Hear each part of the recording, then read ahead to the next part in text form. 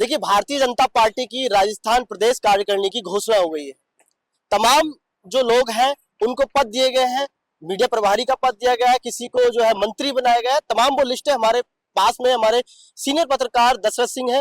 दशरथ जी, क्या क्या बदलाव हुए हैं जो प्रदेश कार्यकारिणी का जो लिस्ट आई है उसमें किसको मौका दिया गया है, कौन से जो पहले रह चुके हैं उनमें पदों में बदलाव किया गया है? देखिए आराम मैं बताऊं आपको कि जिस तरह से कल अपन बात कर रहे थे, लंबे टाइम से डिस्कस भी कर रहे थे कि जल्द ही कार्यकारिणी की लिस्ट आने वाली है। और देखिए आज लिस्ट आ ही गई, क्योंकि ये बदलाव जरूरी था। बीजेपी के लिए काफी दबाव था, क्योंकि 2 साल होने को है, सरकार के 2 साल पूरे हो जाएंगे। संगठन और सत्ता की बात लगातार चल रही थी और कई दौरे रहे, कई बातचीत हुई। मैं आपको, मेरे पास आज दोनों लिस्टें हैं जो पुरानी है नई है। देखिए पहली बात कर लेते हैं प्रदेश उपाध्यक्ष की। पिछली बार प्रदेश उपाध्यक्ष में नारायण पंचारिया थी, वो अब नहीं है। बाबा बालकनाथ थे, वो नहीं है। चुन्नीलाल गरासिया थे, वो नहीं है। सिर्फ एक मुकेश दाधीच को रखा गया है और कई बदलाव हुए हैं। तो दशरथ जी, यूं कहे कि स्टार्टिंग से ही कहीं ना कहीं एक बड़े बदलाव की जो है रूपरेखा तैयार कर दी गई है पहले से ही। बिल्कुल, बहुत बदलाव किया गया है। सुरेंद्र पाल सिंह टीटी जो पिछली सरकारों में मंत्री रहे, उनको मौका दिया गया कि एक सरदार को लाना था, सरदार जो से, और अजय पाल थे, अजय पाल की जगह सुरेंद्र पाल को लिया है, उनको प्रदेश उपाध्यक्ष बना दिया। नारसिंह जोधा पहले से थे तो वो है। मुकेश दाधीच पहले से थे तो वो भी है। बिहारी लाल बिश्नोई को बीकानेर चलाए हैं, उनको ये नया नाम है।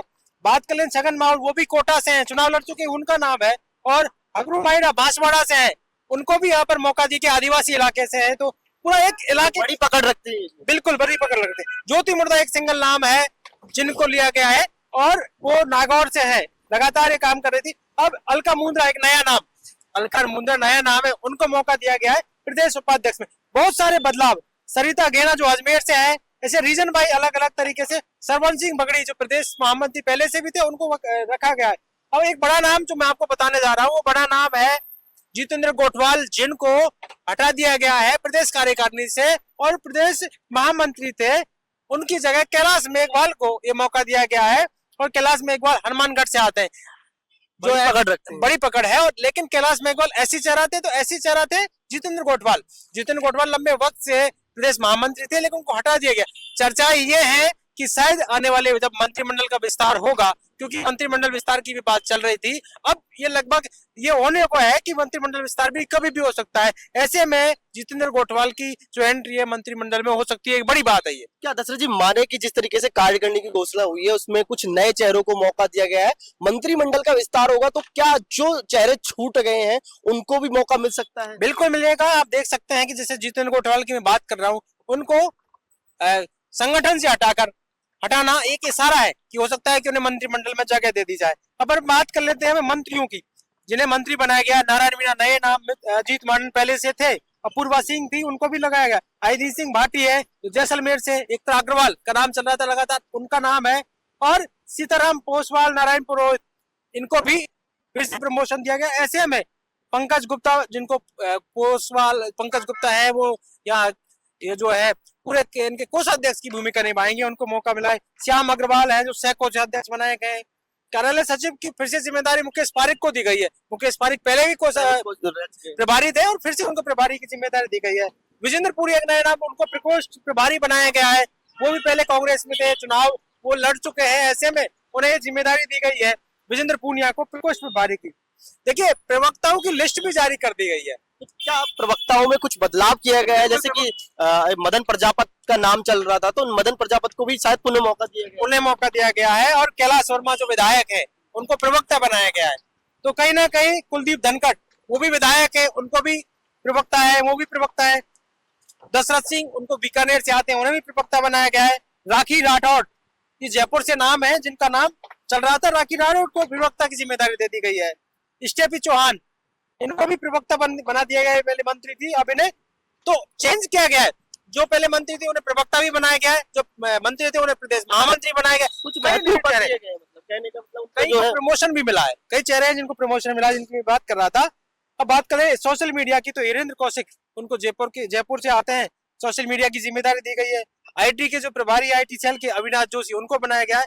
और वो चेहरा जिसकी लगातार बातचीत चल रही थी, प्रमोद वशिष्ठ, उन्हें फिर से जिम्मेदारी मीडिया की दी गई है। प्रदेश के मीडिया प्रभारी रहेंगे, मीडिया को संभालेंगे और लगातार पिछली बार, और फिर उन्हें जिम्मेदारी दी गई है, बखूबी संभाल रहे थे। ऐसे में एक बड़ी जिम्मेदारी फिर से, बड़ा मौका उन्हें फिर से दिया गया है और कहा जा सकता है कि ये पूरी जो लिस्ट है इसमें कई बड़े बदलाव देखने को मिले हैं। वैसे जी क्या माने कि कहीं ना कहीं जयपुर से जो 4 से 5 नाम दिए गए हैं वो महत्वपूर्ण रखते हैं, क्योंकि जिम्मेदारियां खास तौर पर राजधानी में है, कार्यालय भी यहीं पर, तो वो जो जिम्मेदारी दी गई है वो जिम्मेदारी में कहीं ना कहीं इनमें बदलाव नहीं किया गया है। बिल्कुल, जयपुर की बात की, जयपुर महत्वपूर्ण जगह है और जयपुर से ही, क्योंकि सरकार, सत्ता, संगठन, सबका समन्वय यहीं से चलेगा। ऐसे में जयपुर के 6 लोगों को जिम्मेदारी दी गई है। पहले कई थे लेकिन कईयों को नए को मौका दिया गया है। ऐसे में कहा जा सकता है कि पूरा एक समन्वय बनाया गया है और कई बड़े चेहरे, कई छोटे चेहरे इस लिस्ट में देखने को मिले और कह सकते हैं कि पूरी जो है एक रीजन वाइज अलग अलग तरीके से जिम्मेदारी दी गई है और कहीं ना कहीं जो जिले हैं उन जिलों को भी बांटा गया है।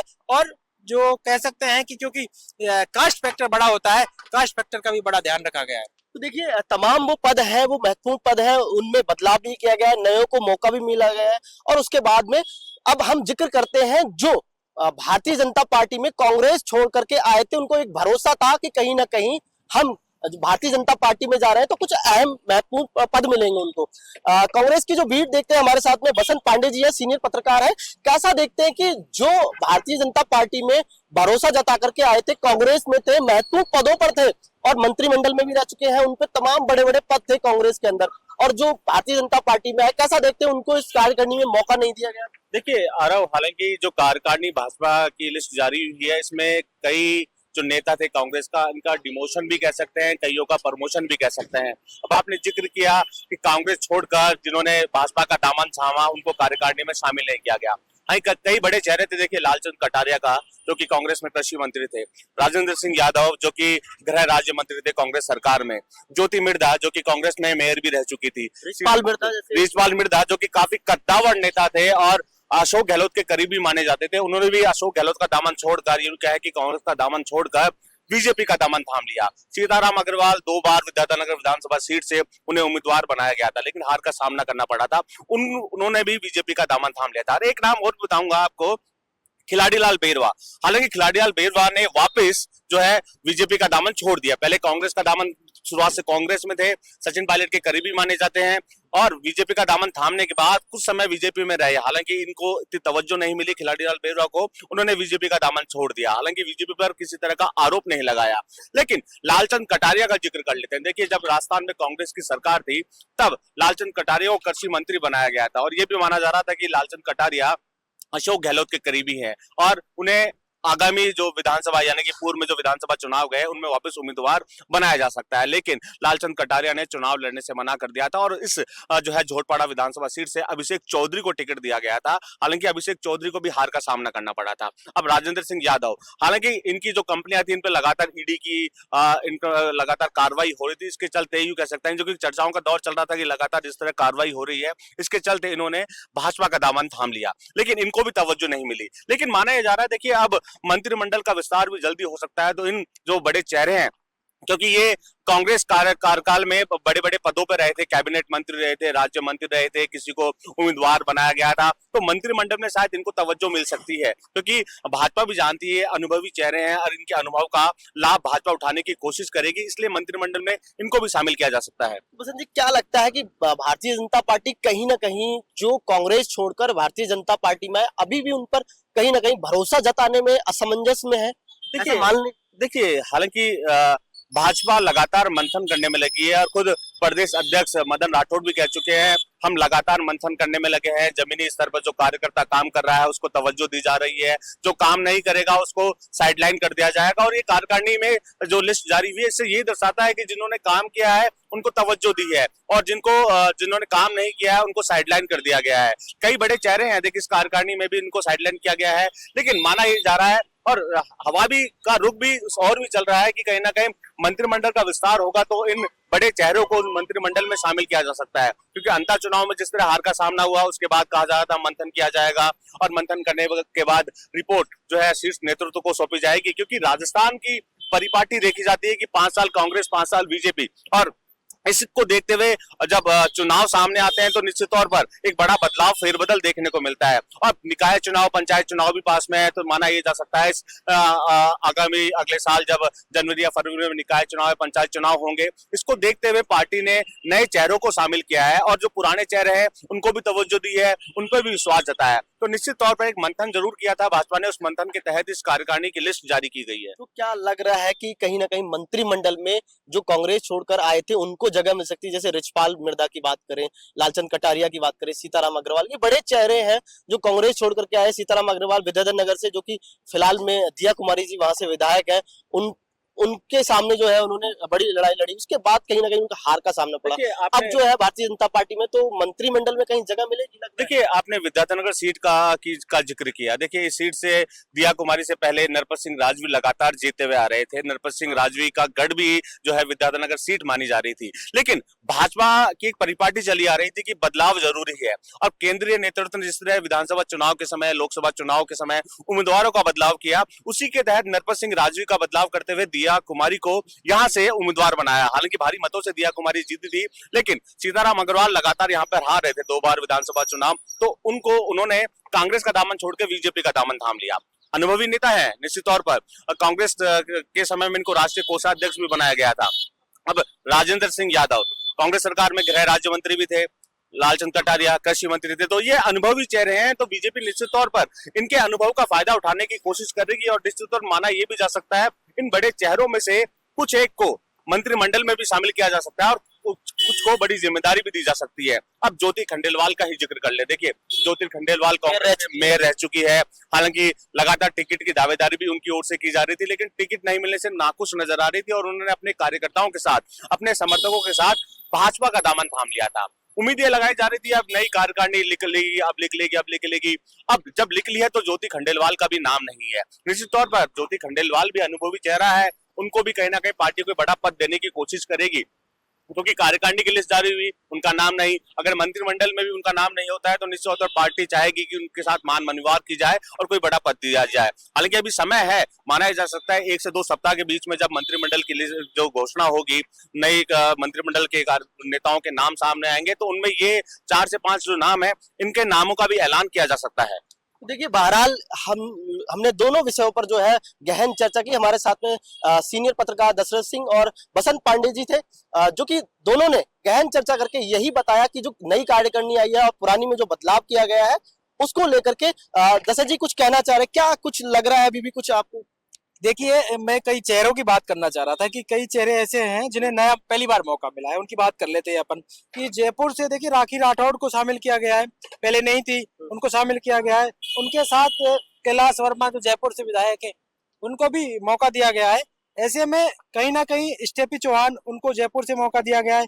कई महिलाएं जिनको इस बार मौका दिया गया है, तो उनकी बात कर लेते हैं। क्योंकि देखिए, कई बार क्या होता है कि चेहरे होते हैं और चेहरों को बदलना होता है, तो बदलते भी हैं। कई चेहरे वो वापस चले गए। चुन्नीलाल गरासिया जो थे उनको हटा दिया, प्रभुलाल सैनी वो चले गए, CR चौधरी उनको संगठन से हटा दिया, मोतीलाल मीणा उनको हटा दिया। ऐसे कई चेहरे और मतलब कई ऐसे चेहरे जिनको बदलाव किया गया। पंकज पोरवाल जो RCM चले गए, उनको यहाँ से संगठन से जिम्मेदारी उनकी जिम्मेदारी नहीं है, क्योंकि उनको वो दूसरी जगह चले गए। ऐसे कई चेहरे हैं जो वापस चले गए हैं। तमाम जो बड़े चेहरे पहली कार्यकारिणी लिस्ट में शामिल थे उनको अब हटा दिया गया, नए को मौका दिया गया। नए कई मौके दिए गए हैं। ऐसे में कहीं ना कहीं देखो, महिला जो कई महिलाओं को मौका दिया गया। वो सरिता गेना जो भारतीय जनता पार्टी से जिक्र भी करती है कि हम महिलाओं को आगे बढ़ाने का काम करेंगे, तो इस कार्यकारिणी लिस्ट में अगर देखा जाए तो महिलाओं को इस तरीके से जो मौका दिया गया है वो कहीं ना कहीं भारतीय जनता पार्टी का जो 2 चेहरे थे महिलाओं में, अपूर्वा सिंह और एकता अग्रवाल, दोनों को मौका दिया गया। लगातार बातचीत चल रही थी कि इन्हें मौका मिलेगा, तो जयपुर शहर से है। ऐसे में कहीं ना कहीं उन्हें मौका दिया गया है। कई जो प्रवक्ताओं की लिस्ट है वो इस बार इसी लिस्ट में निकाल दी गई। हालांकि होता यह है कि मीडिया प्रभारी जो होता है वो प्रवक्ताओं की लिस्ट निकालते हैं, लेकिन इस बार मीडिया के प्रवक्ताओं की लिस्ट भी निकाली गई है। कई चेहरे बदले गए और कई चेहरे लाए गए। तो कहा जा सकता है कि एक बार संगठन को पूरा रिवाइज करके संगठन अपनी तरफ से, मदन राठौड़ ने पहली बार संगठन की लिस्ट बनाई है और लिस्ट अपने हिसाब से तय करके और उसको बना दी। काफी माथा पच्ची के बाद लिस्ट बनी है, कई बार वायरल भी हुई, आप सबने देखा भी किस तरह से वायरल होती है। ऐसे में कई चेहरे रहे और अब शायद इस लिस्ट के निकलने के बाद सत्ता और संगठन अपने एक अच्छे ढंग से चले, उसी को लेकर कवायद लगातार चल रही थी। तो देखिए, बहरहाल कार्यकारिणी लिस्ट पर हमने चर्चाएं की और हमारे साथ में दोनों सीनियर पत्रकार जिन्होंने गहन चर्चा करके बताया जिस तरीके से पहले जो लिस्ट थी उसको बदलाव किया गया है, नए को मौका दिया गया है। भारतीय जनता पार्टी इस तरीके से कहती है कि कहीं ना कहीं हम महिलाओं को मौका देंगे, तो इस बार महिलाओं को भी कार्यकारिणी की लिस्ट में शामिल किया गया, तमाम अहम पद दिए गए हैं। और जो असमंजस था लोगों के जहन में था और जो सोच भी रहे थे लोग, वो कहीं ना कहीं साफ तौर पर दिखाई दे रहा है। वजह ये कि कांग्रेस छोड़कर जो नेता तमाम बड़े भारतीय जनता पार्टी में आए, चाहे रिचपाल मिर्धा की बात करें, ज्योति खंडेलवाल की बात करें, सीताराम अग्रवाल की बात करें, लालचंद कटारिया की बात करें, वो तमाम बड़े नेता जो कांग्रेस छोड़ करके आए थे, जिन्हें भरोसा था कि भारतीय जनता पार्टी में कहीं ना कहीं अहम पद पर रखा जाएगा, फिलहाल इस कार्यकारिणी लिस्ट में अभी कोई उनका नाम दर्ज नहीं है।